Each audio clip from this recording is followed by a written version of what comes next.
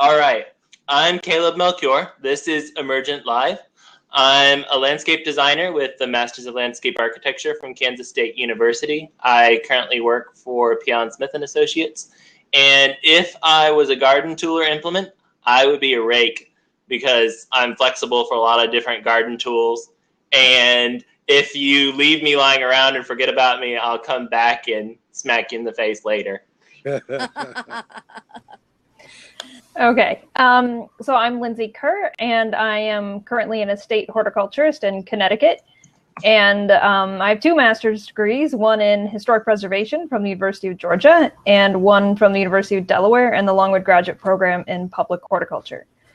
Let's see, if I was a garden tool, I think I would probably be a bamboo stake. It's just very simple, utilitarian, but necessary.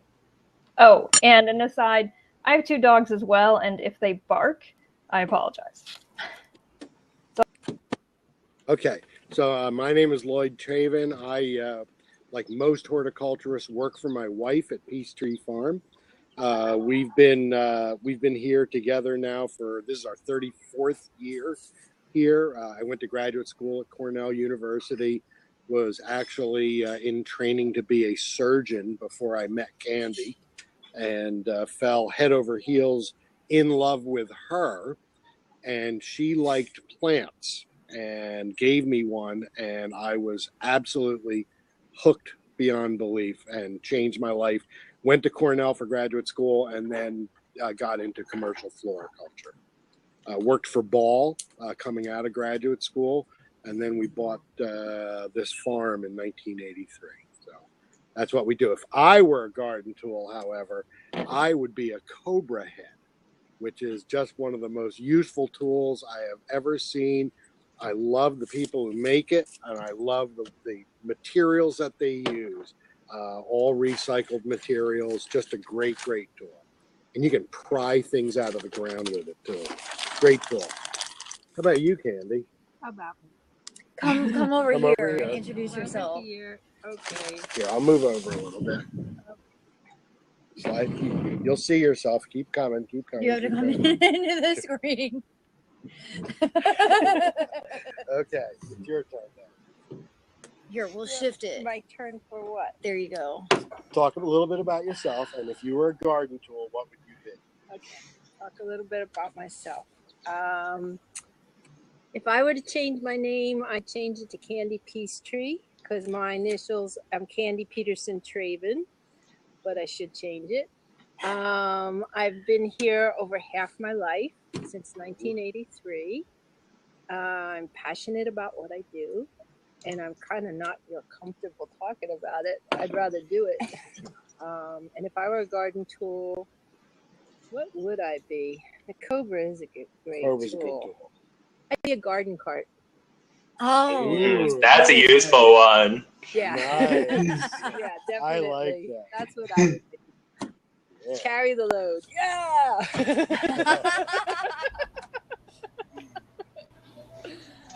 So by the way, mid-August, Candy is not going to be able to qualify for the 60 under 60 awards anymore. Yeah, I'm 60 this year. It's very significant. It's a good one. Yeah. And our older son's middle name is Caleb. Oh, very nice. Abraham Caleb. Yep. Nice. Yep. Bree, do you want to introduce yourself too? Just, chime in really quickly. So I'm Bree, and I'm visiting for the night, and we're filming tomorrow. And if I was a garden tool, I'm just going to say what my favorite garden tool of all time is a hand mattock, because it uses centrifugal force to get the job done. And I kind of feel like that embodies my entire approach to this career. So, yes. Nice. I like wheels. You like wheels, I like gravity, either way. All right. Well, Lloyd and Candy, since you haven't been on EmergentLive before, our intention for this is to be able to enable young horticulturists, people new to the profession, to be able to hear some of the wisdom that people who've been in our field a little longer, who are more experienced, things that you've learned, sharing your story, and some tips that you have for younger horticulturists, younger garden designers, everything like that. Lindsay, is there anything else you want to throw in? It's kind of an intro. I guess, yeah, I mean, I was just thinking about, you know, telling us more about Peachtree, your history, how big the nursery is. I believe it's organic.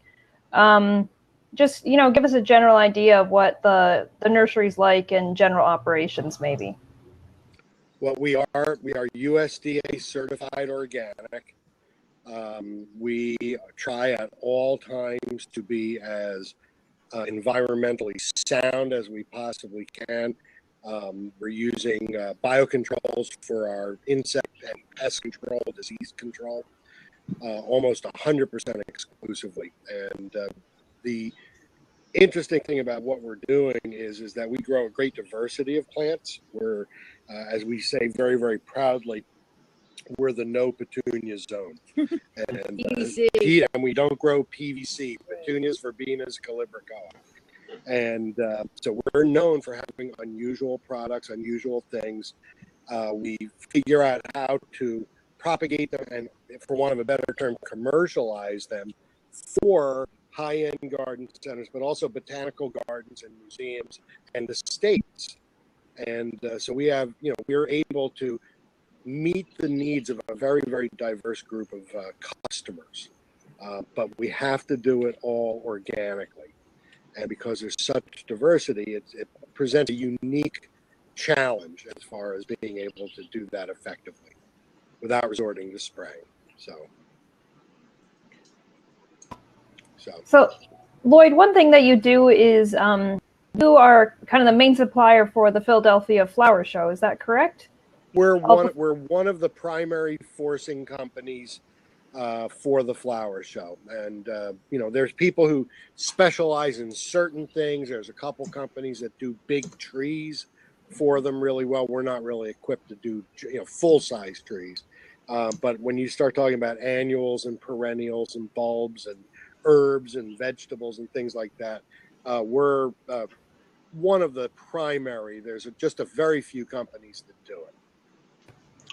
Do you want to tell us a little bit about your story of how you got involved with that, how you developed that really specialized horticulture skill for your region, and to be able to do the whole forcing practice, and kind of how you learned and how you went about that process? Well, we certainly did not invent it. And, you know, the Philadelphia Flower Show has been going on every year since 1829.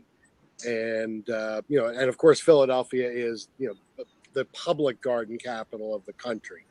And it's, you know, so there's always been that kind of tradition of conservatory growing and that over the top display that has always been one of the hallmarks of Philadelphia. And so there's companies that do that, and they tend to do it either horribly or you do it pretty well.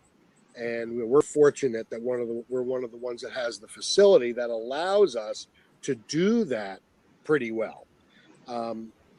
There's people who've learned these skills, and a lot of them have been carried down verbally, but a number of them finally, when they started to invent spreadsheets and things like that, fortunately there were some of the growers who had put a database together for themselves.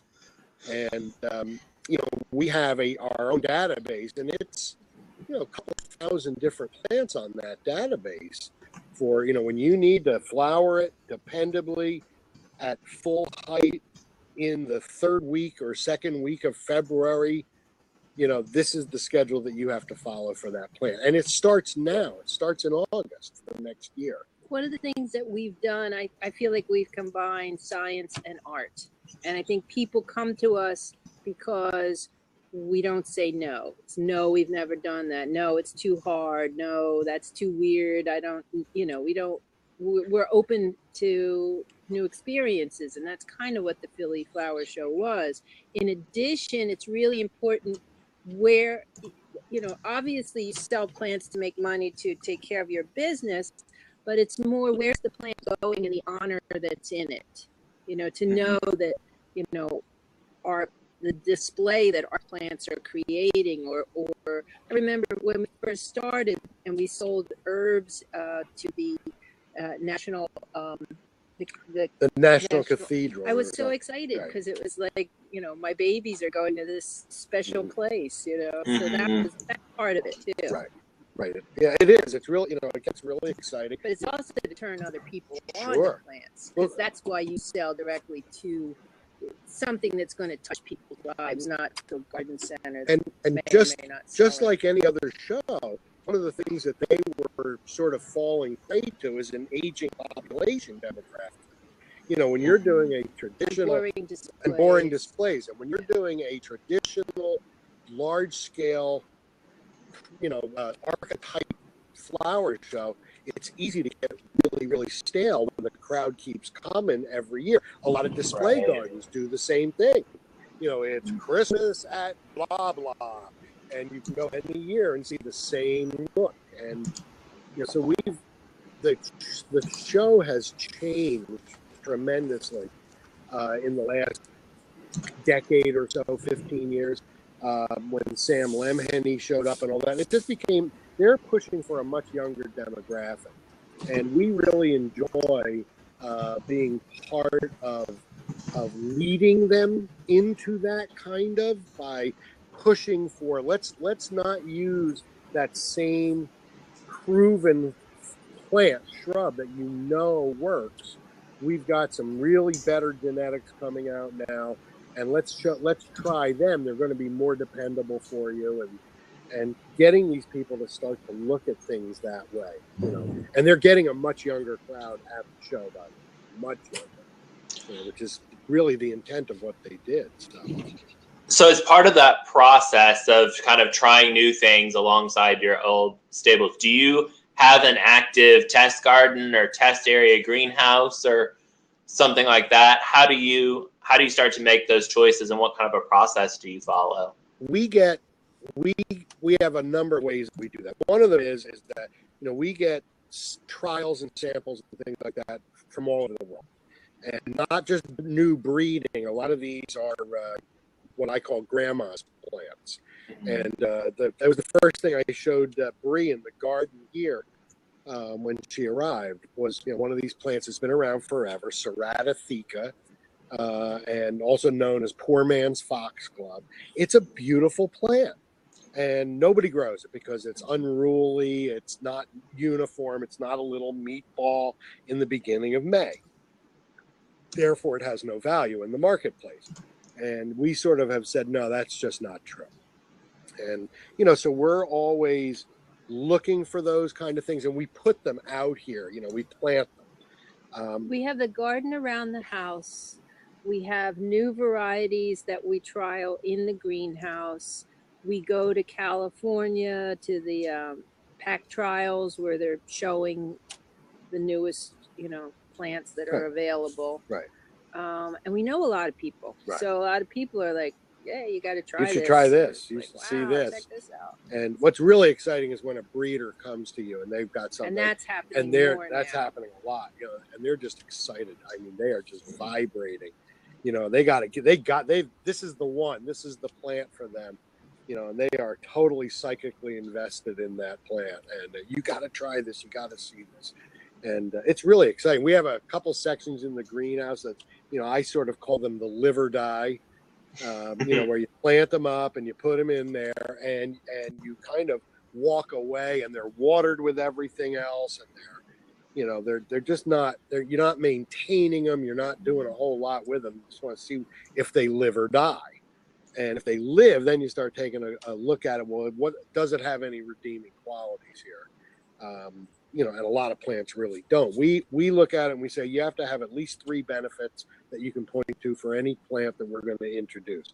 A pretty flower no longer qualifies as a worthy point of introduction, because everything's pretty now, or it could be pretty. And one of our first crops when we first started the business, before I was still working for somebody else, and we were just like, we're going to have our own business, we're going to have a greenhouse, and I already knew we're going to grow herbs. And Lloyd thought it was crazy, and it's actually I'm cleaning thyme, dried thyme. But anyway, it was just like that. I'm instinctive, and he's the head, and I'm the heart.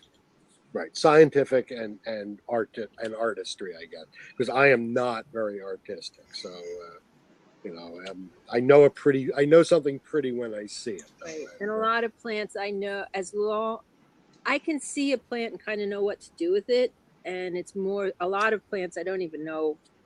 I don't remember names. I don't know what they are, but I can figure out what to do with them, and that's really all that matters to me. Right. Good thing he remembers what they are. Otherwise, you couldn't buy it again. Right, we never find it again. But anyway, so we're always looking at new things and old things all the time. We continue to bring back crops. We bring back crops from the 70s every so often, and we just like to keep it interesting and exciting and new. So, for sure.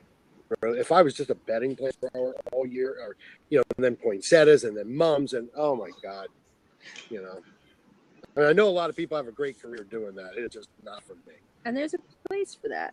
Absolutely, there is. Oh no, thank goodness. Yeah. So petunias are very fragrant and lovely and purposeful. I'm not growing petunias. I am not growing petunias.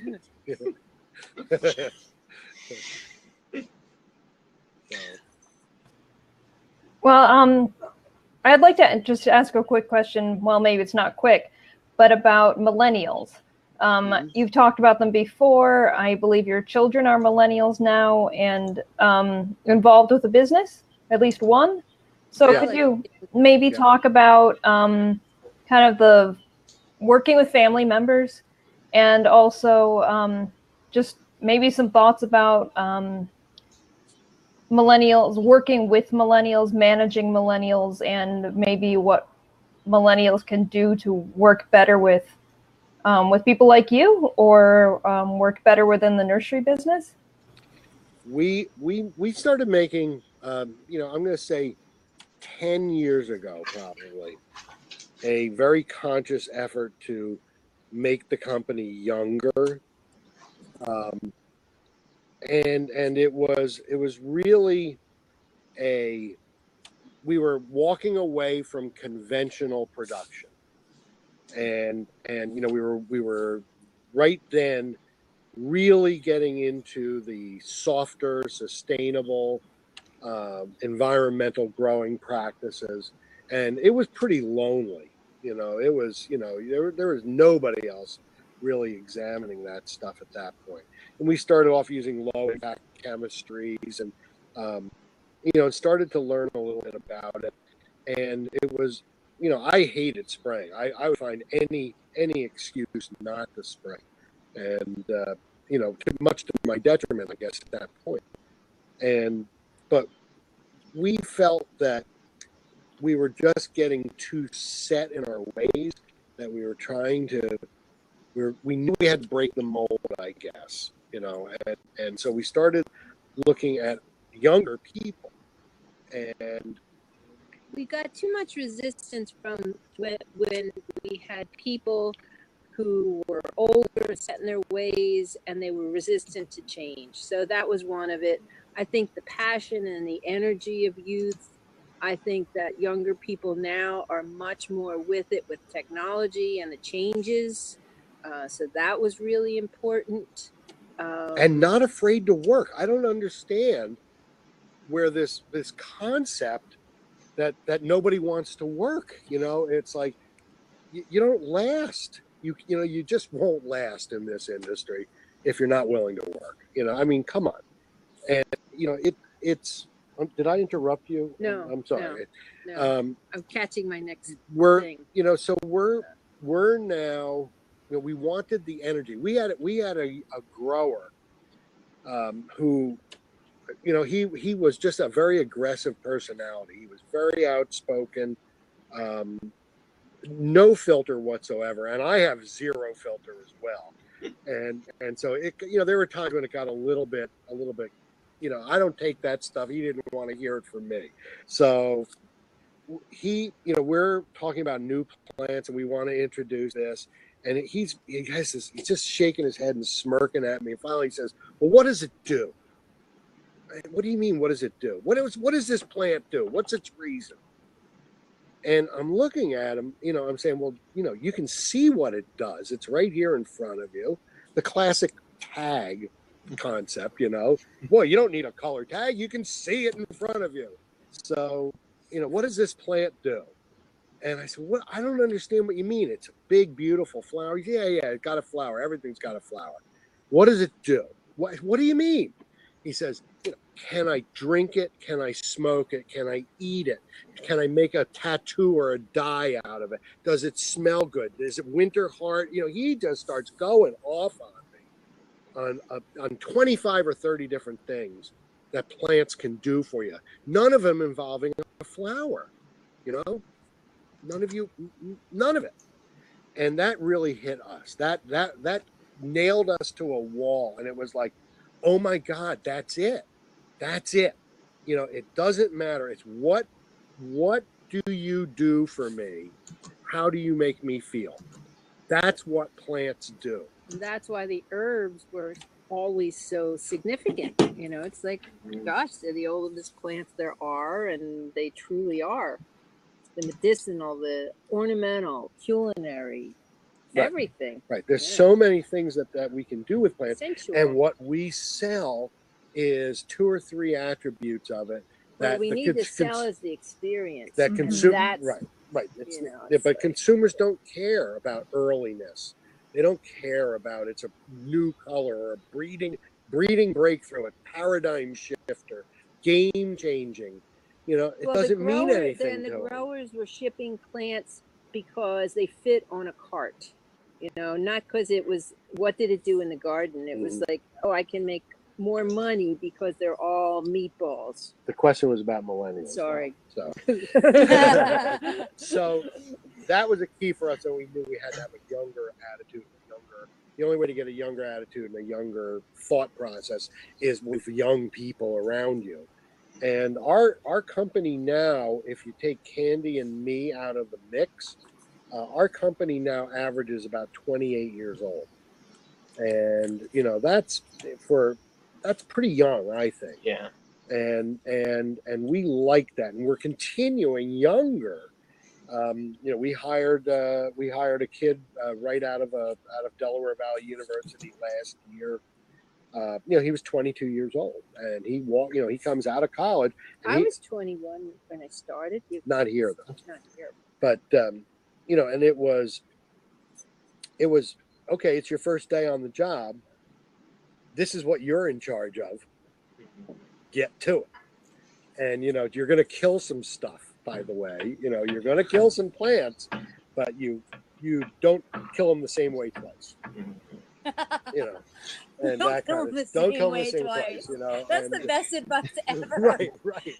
Find some new way to kill your plants, and so we give them power, and we give them responsibility, and we give them accountability day one, and we expect them to jump on it. We're not saying we're not here for you. We're certainly here. We work very, very hard, and there's nothing that we don't do. I'm not transplanting cuttings anymore, but the best way to learn is to teach. That's something that trying to inspire each of the people here, that they have to learn something and then teach it, because then it'll really get it. They really will get it when they have to give it away. We've had people who've left here and have moved on to some really, really good jobs, and like you get really angry and you get really hurt when they leave, and not if they're going somewhere. No, but I mean, there's always like, how could they leave? So, yeah. And But when somebody has a life-changing opportunity come along pretty much out of nowhere, you know, and it's just like, you are so right for that job, you know, you need to take that job. You know, you need to take that job. And you feel good that person was chosen. You know, Right. you know, and it's because they know that they've learned a lot. And, you know, they know how to do, you know, the unusual and the different. We're very proud of that. You know, we're proud of the people who move on. We wish they would do it like in July or something instead of April or something, but you know, it's so be it. Mother's Day, time to go. Bye Oh, bye. see ya.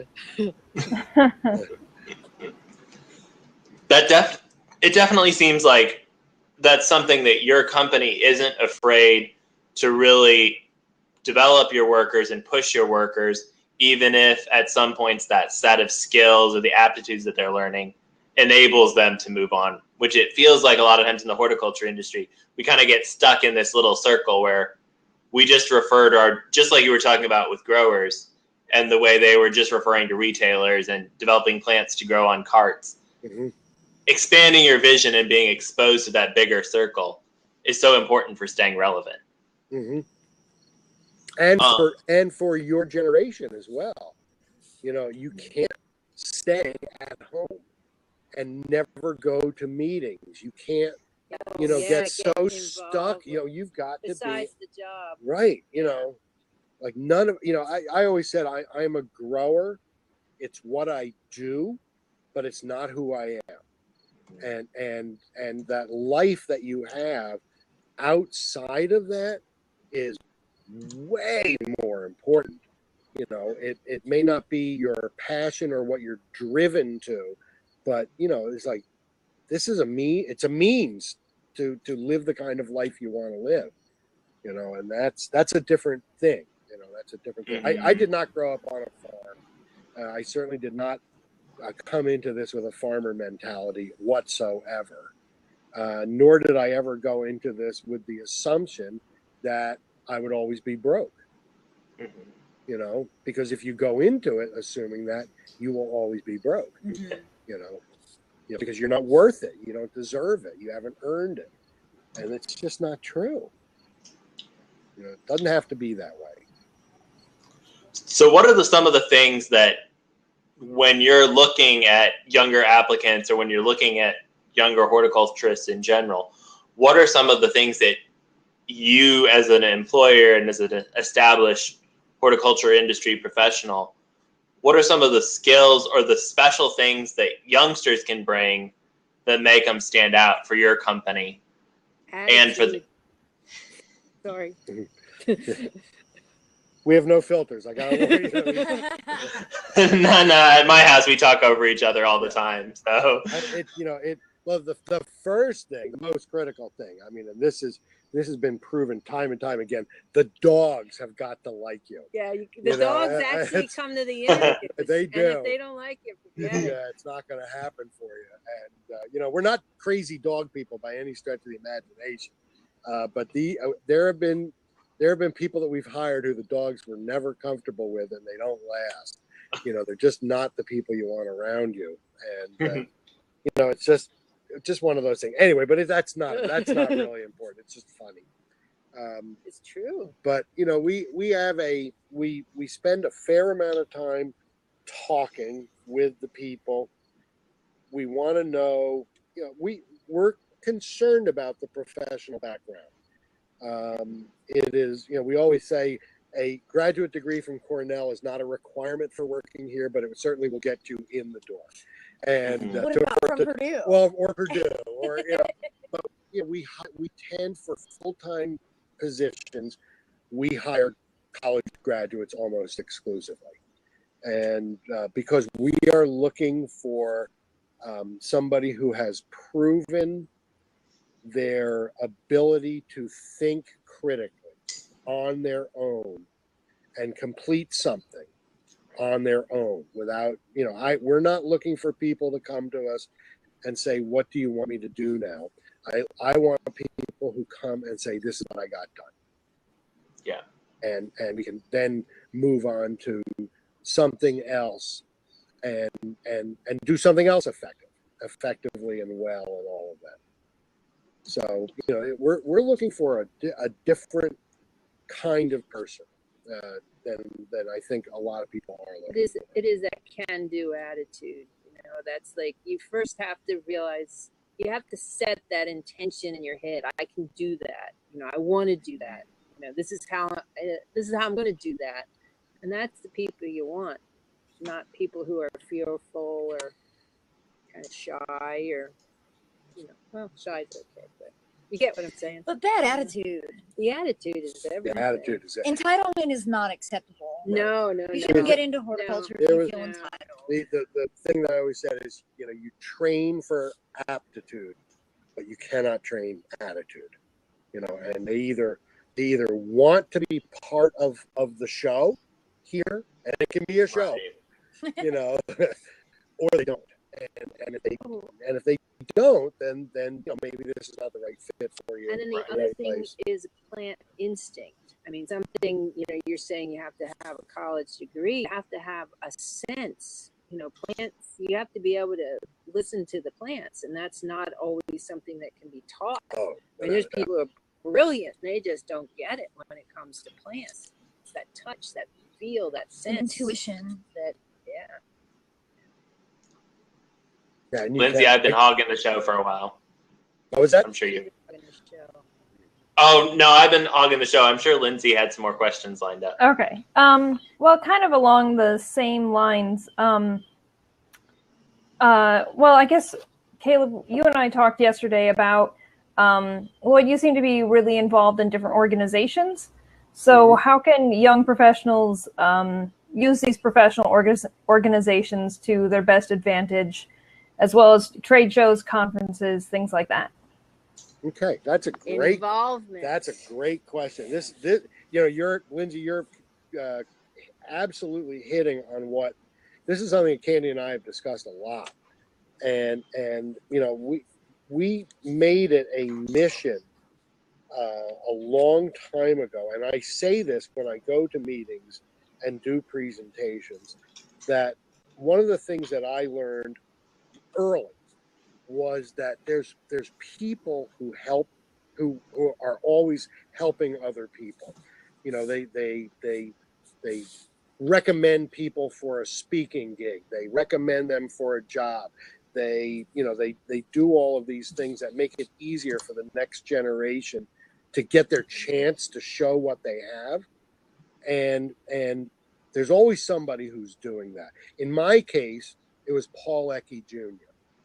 And the biggest name probably ever worldwide in horticulture, and made the poinsettia the #1 flowering crop in the world. Just a wonderful person. And I was at a meeting in Ohio, and there was a group of us going for dinner. Paul was one of the people who was assigned to my group that was going to dinner. And I got to tell you, I mean, he was a legend. I had never met him personally. I'd seen him a million times. I'd never spoken to him. And I was going to make sure I was going to sit right next to Paul Ecke Jr. that dinner. I mean, I am going to push your sister out of the way so that I will be sitting directly opposite Paul Ecke Jr. and I can talk to him all night long. And I spent a delightful evening with him, good solid 3.5, 4 hours. And he listened and he wanted to hear what I had to say, and he made sure that he paid attention, which is amazing to me because he's a giant.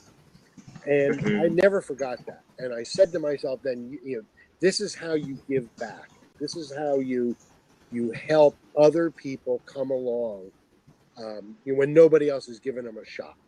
You just include them, make sure you've listened and given them respect. And I remember getting home and Paul hand wrote a letter to me. He wrote in Sharpies on this amazingly colored stationery. It was a signature. It was his trademark. And like 3 days later with the poinsettia logo on it, here's Lloyd Traven, written in a Sharpie. And I open it up and there's a letter from Paul Ecke Jr. saying how much he enjoyed it You know, it's like, man, you know, it's like all he did was show me that you matter too. You know, and that's the mission, is to help that next generation along.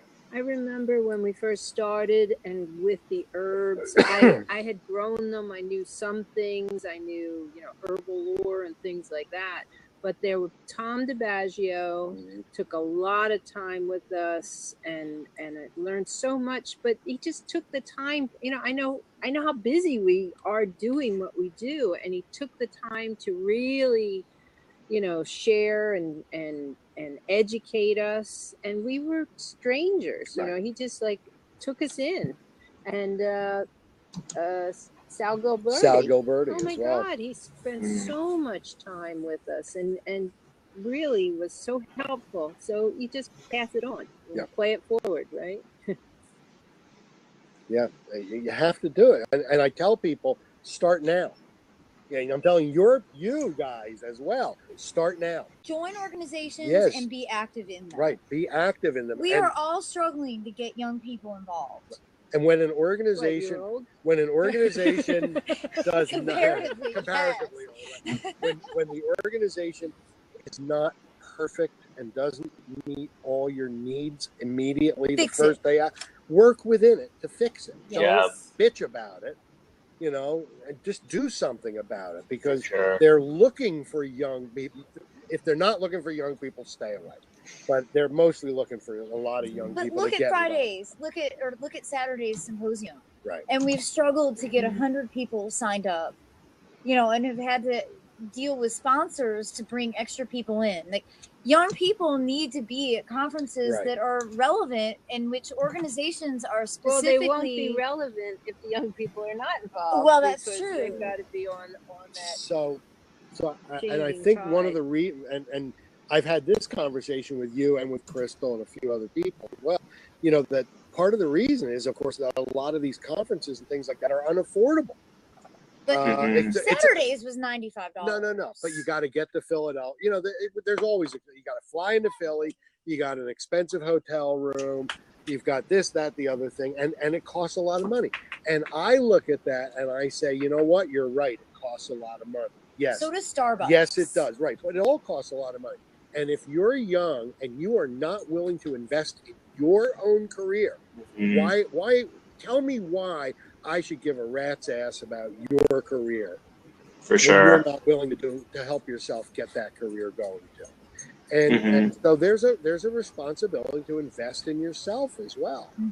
You know, I understand the college debt thing. I get that. I do. But you're out. You've got to advance your career. It's still unfair what people get paid when they first start out. You know, I don't understand paying somebody $7 an hour for greenhouse work. It's hard work. You know, it's like, they do. Isn't that below minimum wage now? Yeah. Whatever. But regardless, minimum wage shouldn't be the gauge. Minimum wage is not the price that I'm worried about. You know, that's not the salary level that I can. You don't start at minimum wage. Right. You know, so you know but like I said, if you're not willing to invest in yourself, nobody else really is going to be willing to invest in you either. And so it's you know, we all have a responsibility. So when you all started your do you want to talk a little bit about your path of entrepreneurship, how you moved from working for other people to owning and starting your own business? Well, sure. Yeah. That's a good. So well, the way I worked while he was going to school, and we kind of knew what we wanted to do, and each job led us towards that. Like for me, I worked, well, it depended on where we lived. I managed a plant store. was a potato breeder. I worked in plant breeding at Cornell. What else did I do? Worked for a florist. Worked as a photographer. Right. And so I was doing the training thing, and then I got, you know, I was going to grad school, and I got recruited out of graduate school by the then president of Ball Seed, and I worked directly for him. Okay. And it was a real unusual position because I didn't report to anybody but him, and nobody in the company reported to me. And it was all specialized. You were an idea man. I was an idea man, which was really a cool thing to do. And so I was just doing. My job was to tear apart the logic of the brainstorms of the president of the company. And if you can make me feel stupid, he said, you've done your job. And so we came up with some very innovative products and things like that. It was not, when he left the company, it became very unhappy for me because they didn't know what to do with me at that point. And I didn't want to be pigeonholed into, selling roses and bulbs and azaleas. Or whatever it was going to be. Ball's a fabulous company. But luckily, Lloyd's father sent us a 1-inch classified ad, like that big, greenhouse for sale, and it was this greenhouse, much smaller, obviously, and all that. Right, but this is where I came here sight unseen. He actually came and I bought the property without and, her ever seeing it. Literally, the first time she saw the house was when I carried her into the house. Yeah, this was our first home. This is the only home we've ever owned. That takes a leap of faith. Time. What was that? That's quite a leap of faith. It was quite the leap of faith. And we got we opened up the greenhouse on May 1st of 1983 and had not a single plant in the greenhouses. What did we know? Good timing, huh? Really good timing. And somehow survived that, and have been here ever since. And have are known for certain things fairly widely, I guess. It's been pretty good. It's been pretty good. It's funny. I see a question running down on the bottom of the screen here, and we didn't really answer your question earlier about networking and trade shows and seminars and things like that. And we spend a fair amount of time and a fair amount of money, not only on ourselves, but sending our people to the conferences as well. And so we want to make sure that our people are seen and heard and noticed. And we want to make sure that they're out there gathering as much information and new technology and new ideas, new views as they possibly can. And not everybody gets to go to every show. There's some people who really don't get to go to shows at all. We take them to trials and things like that. But you have to invest in your people and their knowledge and their continuing education. I try to learn a number of new things that I've never heard every single day. And I am always stunned by the amount that I do not know and will never know. And it's just one of those things where you get very, very humbled when you're in the presence of true genius. And I run into a really pretty significant amount of geniuses in horticulture. Some really, really, really amazingly bright, sophisticated thinkers. And it's always very gratifying to do that. And a lot of them are really young, by the way, too, which also is very gratifying. Yeah. Cultivate has always been one of the top ones to go to.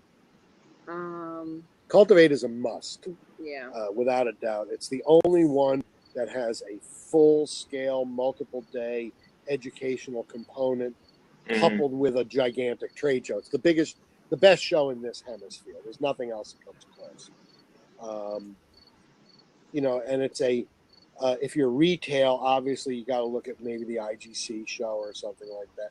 Other than those shows, most of them are big trade shows that compete with each other for certain aspects. And so, it's hard to... I think it's more the educational is where the trade shows, you connect with people, but really only if you've already connected with them. Right. So. We go to, let's say the Hardy Plant Conference or PPA. We'll go to. We've been to a number of garden writers conferences, but we find a lot of these local or not local, regional meetings really have some great value to them. And Bree wants me to hold this up. Shamelessly. Oh, yes.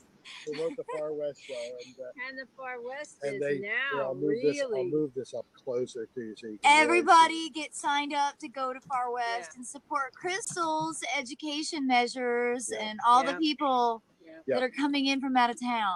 Yeah, Far Here, West. I'm gonna drop the line. I'm gonna drop the link in here so you can click Say that on again? it. Sorry. I'm dropping the link in here, that- so Good. What does that mean? that way it should be up as one of your squares. If anybody's interested in it, I put it in the sidebar as well. Yeah. Right. Yeah, I'll move forward. Yeah. And Does it help if you're uplit? yeah, it does. That's, Okay. I look almost human when you do that.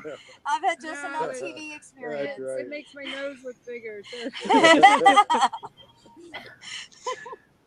So, yeah, I just tell them this is a great. So Great job. we are actually kind of running short on time. Mhm. And late. Is there anything else? Do you guys have anything final that you want to talk about? Things you want to plug? Any talks you're doing? Where can people follow you and contact you? Well, our website is peacetreefarm.com. We respond to emails, or at least I do, and so does Stephanie. And but we are available for if there's a question that somebody has, something that they don't understand, something that they need to, something that you're stuck on that you just can't figure out where to go with it. Reach out.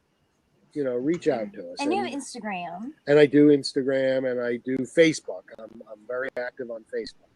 And that's probably my most responsive place to find me is on Facebook. And but we've made that our mission is to we want to give back.